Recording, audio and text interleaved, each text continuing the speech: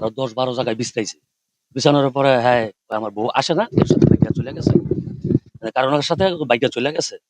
তো এই কথা বলার পরে তো আগের দিন যে বিকালবেলা ৪টার দিকে গোরস্থানের মধ্যে আপনার একটা মহিলায় এরা দেখছে একলা একলা কবর করতেছে গোরস্থানে গিয়ে ৪টার পরে আসরের নামাজের মাগরিবের নামাজের পরে আগে আসরের পরে তখন মহিলা দিকে আগে গিয়ে বলতেছে কিরে একলা একলা কি এর কবর কত আমার লগের লোক আসতেছে আসতেছে বললা ওই মহিলা গেছে গা যাওয়ার পরে কালকে জন এরা ধরছে ধরার পরে জন নাকি ওই যে মহিলা দেখছে ওই মহিলা আমার এলাকার একজনের শাশুড়ি লাগে তখন ওই মহিলা আবার ওই জায়গায় আছে আসার পরে ওই যে বাইরা আছে বাইরা সন্দেহ করছে করার পরে ওই মহিলারে গিয়ে আনছে আনার পর দেখেন তো এই ছেলেটা নি আর এই দেখছি আমি একলা একলা খবর করে আমাদের বিশ্বাস যে ওই ওর স্ত্রীর মারতে পারবো এরকম লোক হয় বুঝতে পারছেন এটা আমাদের ধারণা যে ওই যে মারতে পারবো এটা আমাদের বিশ্বাস আমাদের পুরো গ্রামবাসীদের বিশ্বাস ওই এরকম লোক ওর দ্বারা সব সম্ভব চুরি ডাকাতি সবকিছু নেশা পানি হয় বিক্রি করতো এলাকা থেকে ওরে অনেক আগে ময় মুরব্বীরা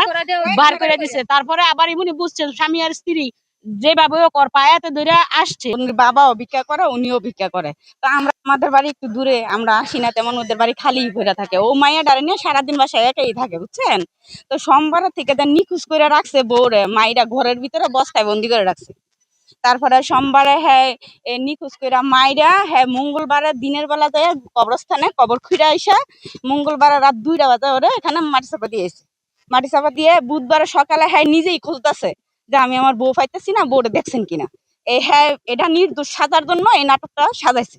তারপরে হ্যাঁ কান্না করতেছে সব করতেছে শালির সাথে শ্বশুরের সাথে গিয়ে খুঁজতেছে বুঝছেন কিন্তু হ্যার মধ্যে কোনো অনুশোচনা বা কোনো কিছুই আমরা পাইতেছি না হ্যাঁ মারছে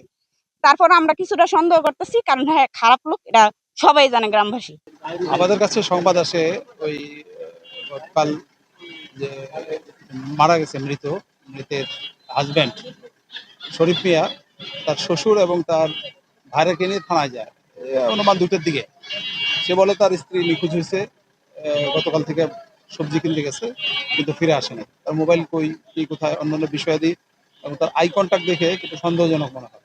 আমি এই সাধারণ ডায়েরিটা নিখোঁজের সাধারণ ডায়েরিটা না নিয়ে এটা অভিযোগ আকারে রেখে দেই এবং বলি যে আপনি যান এটা আমরা দেখতেছি দেখে তদন্ত করে তারপর দেখা যাবে তো ব্যাটিসটা আমরা বিভিন্নভাবে সোর্স লাগাই যে এটা কি হয়েছে কেন মেয়েটা কোথায় গেছে বা কেন কি হইলো এবং আমাদের আইও সানোয়ার সেও তার বিভিন্ন অ্যাঙ্গেল থেকে চেষ্টা করে খোঁজ খবর নেয় এক পর্যায়ে সে এলাকাবাসীও তার এই সমস্ত গতিবিধি আচরণ দেখে তাকে সন্দেহ করে তো এই সন্দেহের সংবাদ পেয়ে পুলিশও ঘটনাস্থলে আসে এবং তাকে জিজ্ঞাসাবাদে এক পর্যায়ে স্বীকার করে যে 16 তারিখ 8টার দিকে 8:30টার দিকে বাসায় ফিরে সে তার স্ত্রীকে পারিবারিক কলহের কারণে মাথায় আঘাত করছে মাথায় আঘাত করার পরে সে নিঃশ্বাস নিতে দেখে যে নিঃশ্বাস নেয় তার ওই তাকে ঢেকে রেখে লাশটা ঢেকে রেখে সে এই সারাদিন সে এটার কীভাবে এটাকে গুম গোপন করা যায় সে পরিকল্পনা করে এবং পরদিন রাত 10টায় দ্যাট মিনস 18 তারিখের 10টায় সে এখানে আইনার সে কবর দেয় এবং একাই সে কবর করছে এবং দাফন কাফন পড়াইছে সবই করছে সেটা অকপটে স্বীকার করে তারপরে তাকে আমরা আটক করি সে আমাদের অপরাধের সাথে জড়িত এবং স্ত্রী হত্যাকাণ্ডের সাথে জড়িত তো এই বিষয়ে পরে আমরা জেলা ম্যাজিস্ট্রেটের কাছে আবেদন দিয়ে ম্যাজিস্ট্রেট এবং ডক্টর এখানে জেলা ম্যাজিস্ট্রেট মহোদয় এখানে ডক্টর এবং ম্যাজিস্ট্রেট নিয়োগ করে আমরা এসে ডিসেন্টার করলাম এখন পোস্টমর্টম করা হবে পোস্টমর্টমে যে রিপোর্ট আসে সেই অনুপাতে ব্যবস্থা নেওয়া হবে